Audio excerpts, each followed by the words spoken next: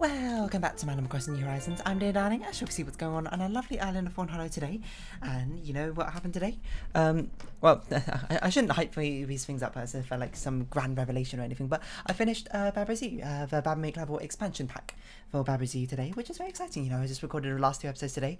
To be fair, I'd actually finished the expansion pack part of it, I think, let me think when.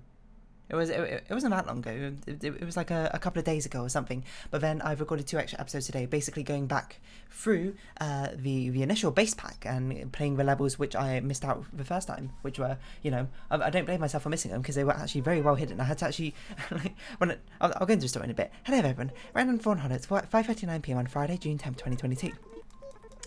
But yeah,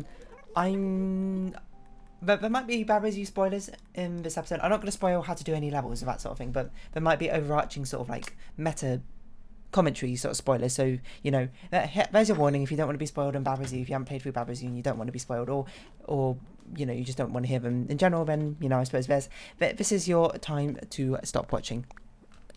Because I'm going to be talking about Babrazu and, you know, a little bit of stuff about it, like, you know, my usual thoughts of when I complete a game. Animal Crossing is the place I go to sort of like round up all my thoughts and that sort of thing. But yeah, Babrazu, lovely game. Oh yeah, sorry, to finish the story, yeah, I'm not surprised I didn't find them because they're very hidden levels. For one, their level is already in a hidden secret world, and then they're hidden inside that secret world to begin with. After that secret world already had other hidden secret levels, so I thought I've already found the secret levels, and then it was like, oh, there are more hidden secret levels, and I was like, alright. So I'm not at all surprised that I did not manage to find them.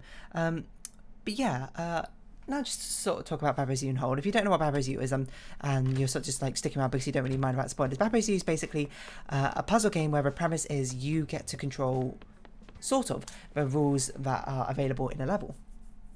It's mainly a sort of block pushing game, and I forget what that genre of block pushing game is, where you're sort of like top down and you've got like these bits and pieces that you move, but some of the bits and pieces that you can move in the game are rules themselves, so you can construct and reconstruct and destroy or break rules as you see fit, which is why I like the game is called Babrazu, because that's like quite a stable rule.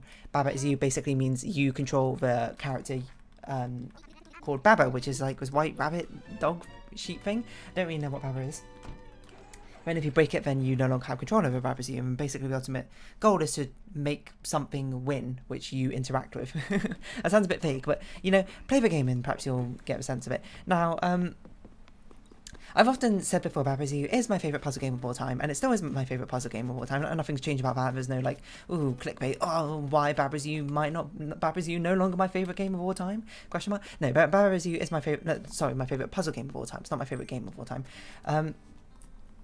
Is mind-bogglingly in-depth, but also, you know, surprisingly simple at the same time, if that makes sense. It's got a huge amount of depth to it, but while it's also very sort of like digestible and understandable, the things are very sort of bite-sized. There's very few levels which are just sort of like, oh my god, this is like too much going on all at once, I think. But a lot of them tend to center around one central sort of premise, but, you know, trying to actually discover what that premise is and the ideas behind it in the first place is the actual difficult part in Babrazu.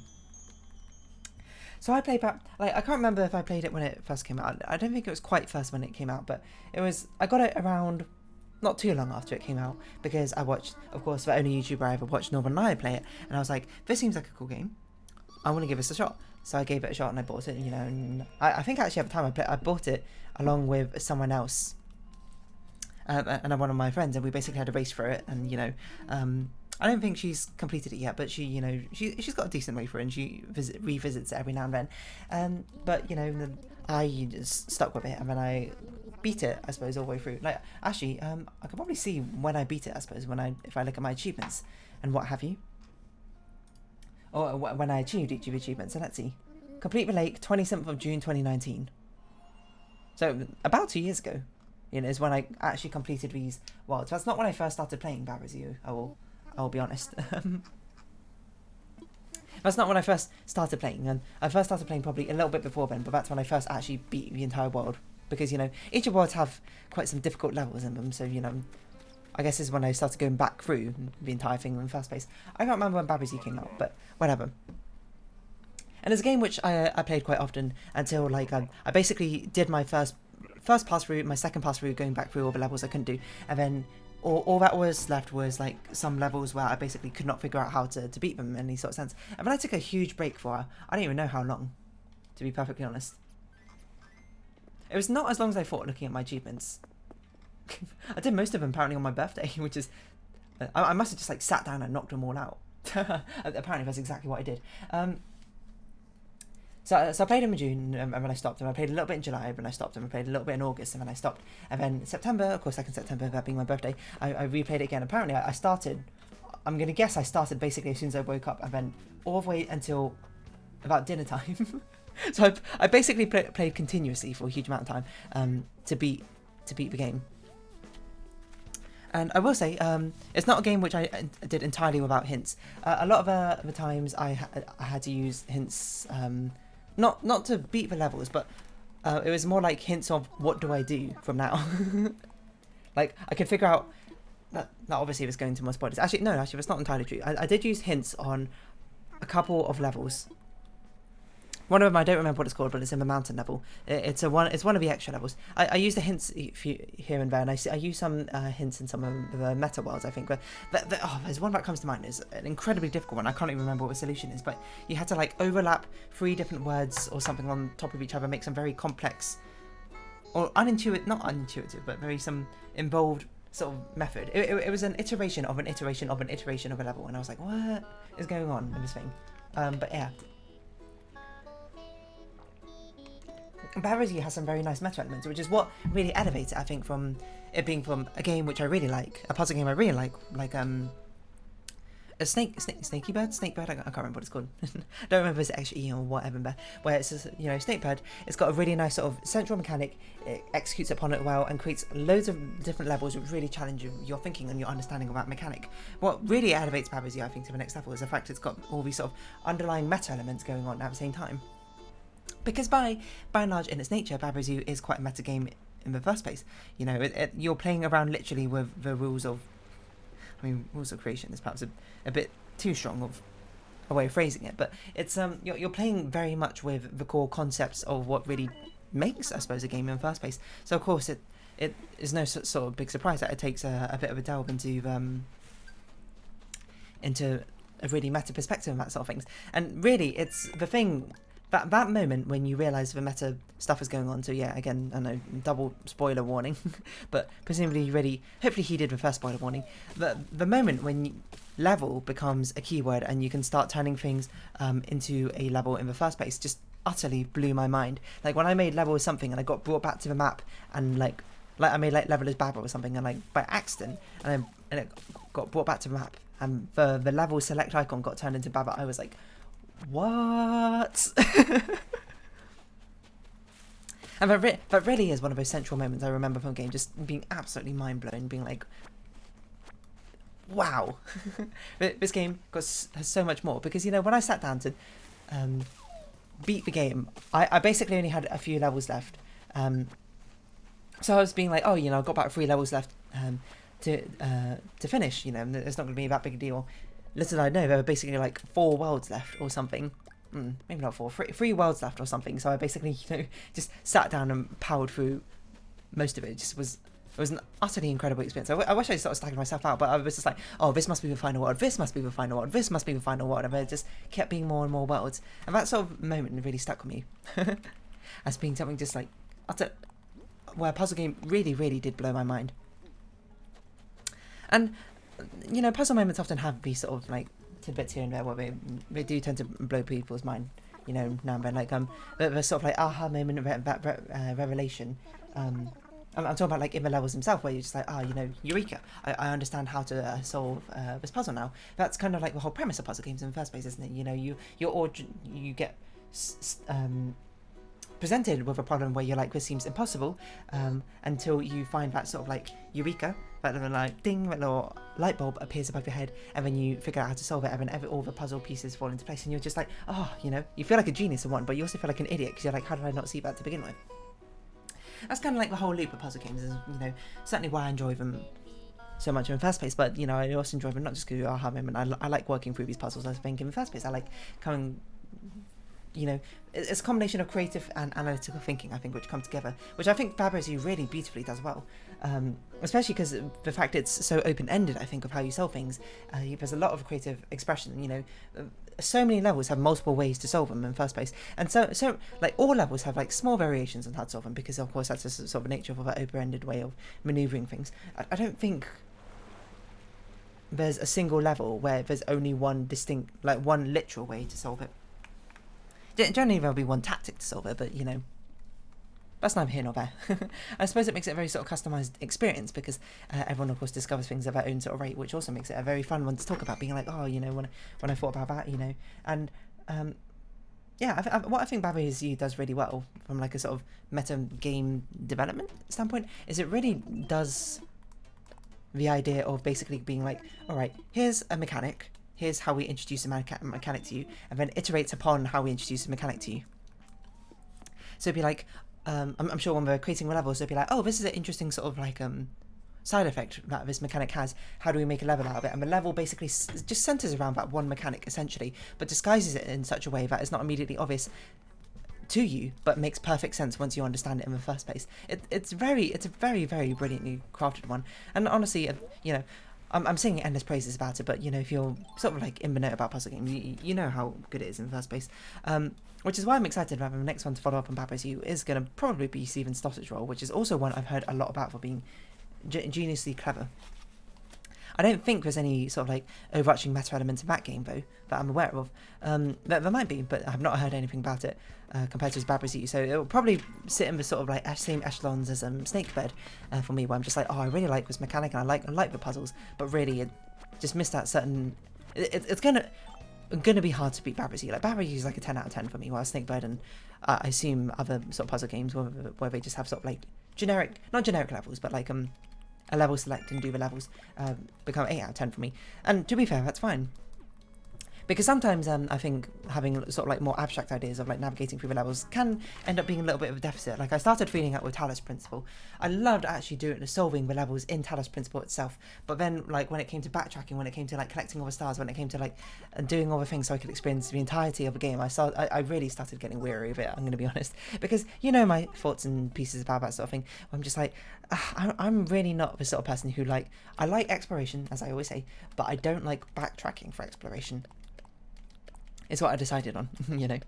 Going through the first time, like exploring every nook and cranny, trying to find things, wonderful fun.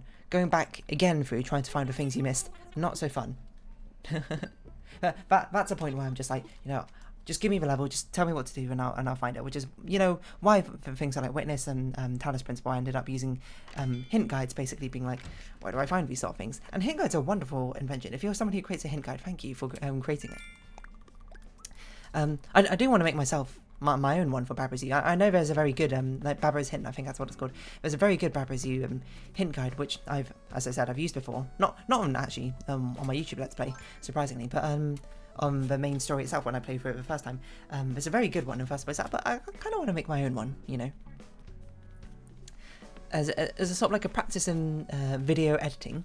But also, you know, it's like a nice sort of project to do, but I don't know when I'm going to free up the time for that. You know, the first thing I want to do, I said for the YouTube thing, is make a little deer icon, like a deer avatar.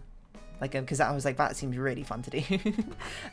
Plus I need to like, make a puppet, like a mesh, etc, etc, etc. Sorry, I've done a lot of talking, so I need to keep drinking water. Stay hydrated, all of you. I forgot what else I wanted to say about this. What else does Bad Bros U do well? I mean, Bad Bros U, it just executes upon a lot of ideas very cohesively, very well. Like, things feel very natural. And, like, certainly my favourite thing that it does, which, you know, happens in certain puzzle games, but it doesn't happen so explicitly, I suppose, in Bad Bros U, which is surprising to me, but I like it when it's so explicitly done, is when Bad Bros U has a level, and then it takes that base level, and then, like, it gives you, like, an extra level, based off, inspired by that first level, but something's changed.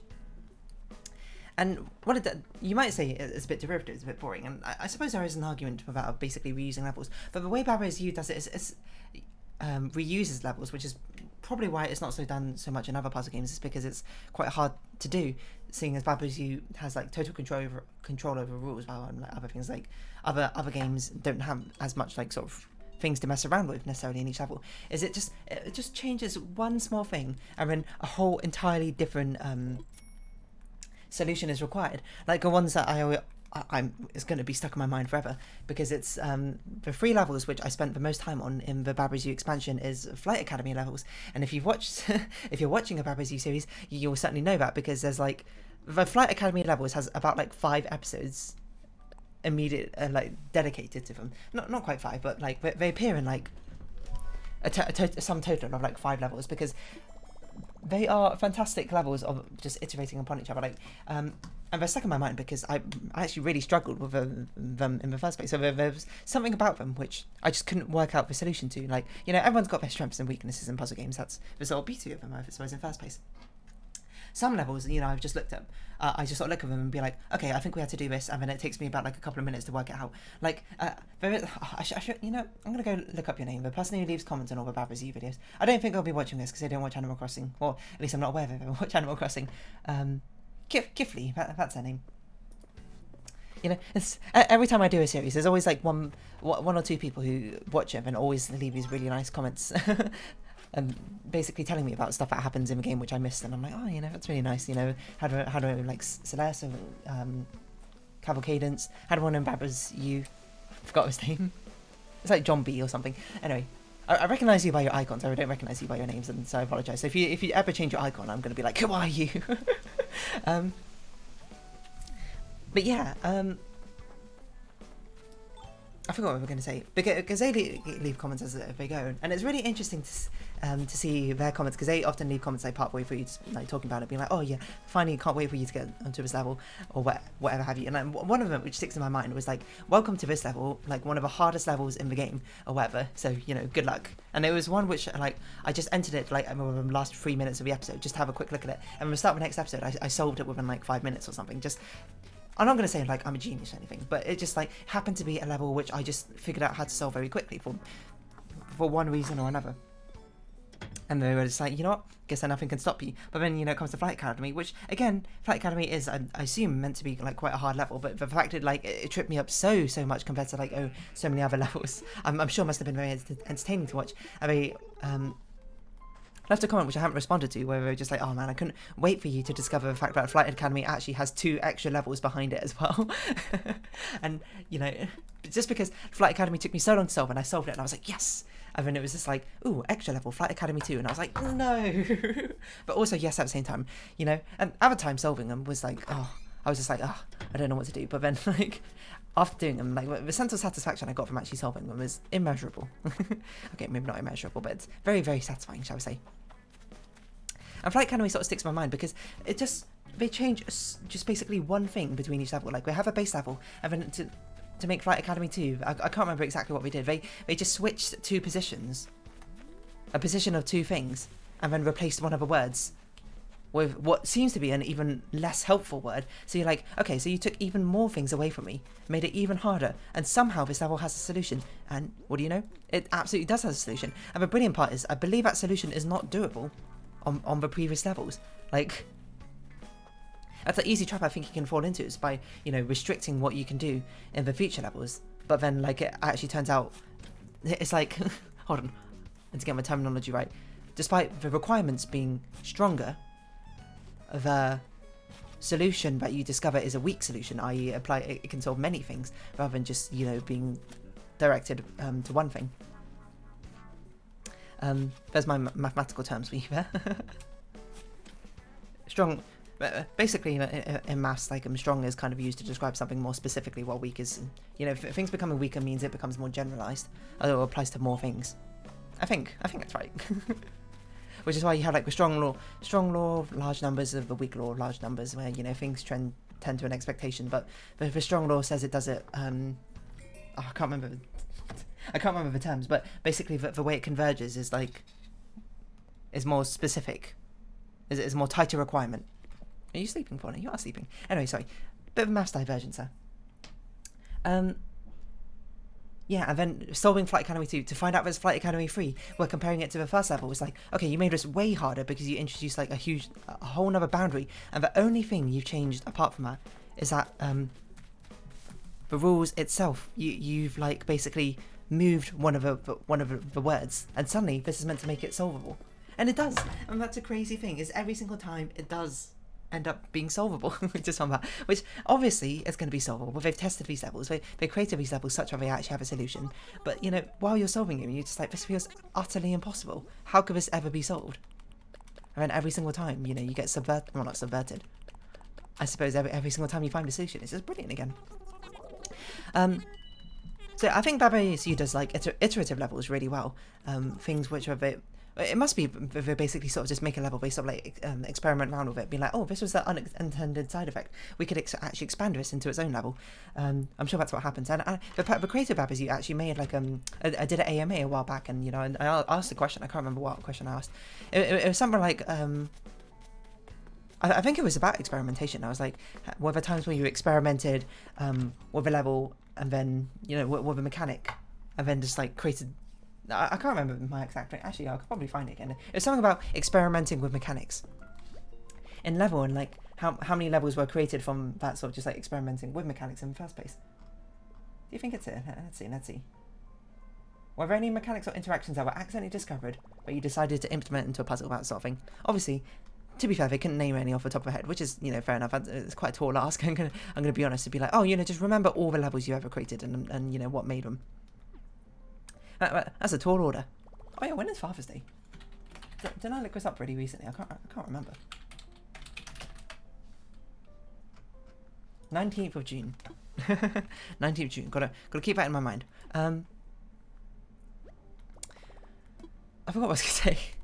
Yeah, so I mean, it just seems like a very pleasant person, the person who actually created Babazu. And the craziest part is like it originated from a game jam, if I recall correctly. So I'm just like the Nordic game jam, they just created it, and they were just like, oh, you know what, this is a really cool mechanic, why don't we like implement and make this into a full game? Which is very exciting to see, you know, games with such humble beginnings, I suppose, in the first place. Just sort of makes me appreciate it all the more. And what's even crazier is how like Babazu is obviously a very sort of like programming light sort of game, isn't it? Like you look at it and you're just like, okay, this is sort of like a programmer's dream, because it kind of is like programming, you know. It's kind of like programming like what's it called? Scratch. That's what it's called. Or build your own blocks, which is something you perhaps you've used before if you've done a bit of programming in school. Okay, we can't register, so we'll just put it away. Where basically you just have these sort of like Lego blocks which you sort of pull and push together to create code rather than actually typing it out. It's sort of like an intro to coding. It's like Babazu follows those sort of same principles. I mean, you don't have all the things that you have in programming. It's not like, well, I mean, maybe you can make like for loops and while loops, but it's the same sort of principle we got, like building blocks and putting them together in certain ways. Is how things are created. So obviously it's a very sort of programming. It has a lot of similarities, I suppose, with programming style things or programming style games. You know, like what are they called? Davetronic games. To a certain extent. So certainly it appeals to a certain crowd. But they created like a Babazu like level creator or something. Like actually before this update, I think it came out ages ago. And just seeing like what some people have managed to do. You know, I was just browsing through the subreddit of like what people have managed to do with these sort of levels. It's crazy. Like it was a whole custom like level pack scene, I suppose, in Babazu, which is super awesome to see as well. You know, I just guess I'm glad that people, you know, latched onto Babazu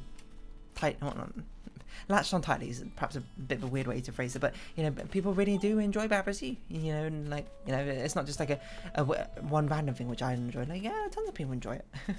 I will say it's not going to be everyone's game, certainly. It's certainly you kind of know how well you'll like puzzle games. I think in general. And from that you can decide if it's something that you in particular would like. But I would certainly recommend it if at all possible, because I think it's a very enjoyable thing. It's very creative, basically, the long and short of it. I'm trying to think of more things in particular I could talk about in Babazu, but I thoroughly enjoyed playing through the museum level pack as well, being able to see like levels which were sort of like the original inspirations for levels which I've already played through in the main game. Like, even though if it was 2 years ago, I still like vaguely remember a lot of the main puzzles. So it's quite commonly I'd see a level which was, and you know, there'd be like there's a lot of developer commentary which goes along in it as well, basically showing the thought process, being like, oh, this level didn't get put in because it ended up being a bit too chaotic. It could be like, oh, you know, I'm not sure why this level had so many parts of this thing going on, so I ended up sort of like reducing it down to X, Y, Z to the level you see in the game. I thought it was really interesting. And then to make that into a full-on like a level pack in the game is a very smart idea, and very resourceful, I must say. And the fact that the update was free, and the update is huge. It's about 2/3 the size of a base game in the first place. Admittedly, far fewer like meta elements going on, which is fine, because I think once you do them for the first time in the first game, you know, it sort of gets a bit old when you do it over and over and over again. But it's nice to have like sort of like here or there, you know. It's still very enjoyable, you know. That's a huge free update, you know. Obviously not quite on like Terraria levels of that sort of thing, but I don't think anything's going to be on Terraria levels of free updates, to be perfectly honest. But it was super cool. It was super cool for them to do that. I don't know if Baba Is You... I mean, I was going to say, like, I don't know if I'll ever make a Baba Is You 2. I guess it kind of is for Baba Is You 2, to be perfectly honest. If anything, hold on. Let's find the developer. Let's stalk them on Reddit, see if they got anything. They haven't posted for 6 months ago. Fair enough. But super fun. In fact, I finally completed it. It's very nice as well.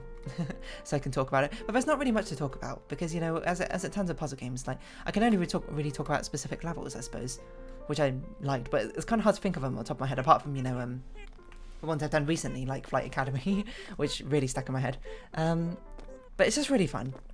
Baba Is You just very naturally sort of like, well, I don't know, because I think some people have a problem because it has a lot of mechanics it introduces you. I think people might feel like it ends up getting overwhelmed, that or they pass on too quickly. Sort of like they give you a mechanic, you play around with it, and then it's there for like 5 levels, then it's immediately gone and never shows up again. I think some people will probably be of a mindset that doing that feels unfulfilling, because then you can't.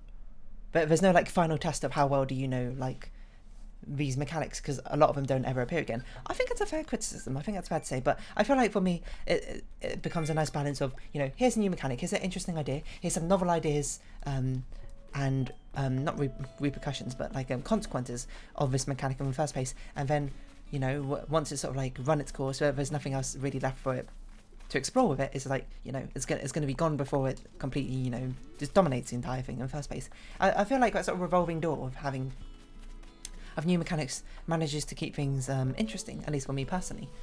Because once you like, you know, push a mechanic to a limit, there's no point of it like staying around anymore. You know, once you've got those 4 levels of it worth, and you're like, okay, you know, if you can't think of any more, you don't need to force it or anything like that, I suppose is how I'd put it. But yeah, Baba Is You. Do I have anything else that I want to say about Baba Is You? It's a bit hard to comment on what I want to say about Baba Is You, to be perfectly honest, but I did like the new update. There were some mechanics I feel like could have been explored more, is probably what I say, but the one mechanic which definitely comes to mind is the U2 mechanic, which is basically where you control 2 different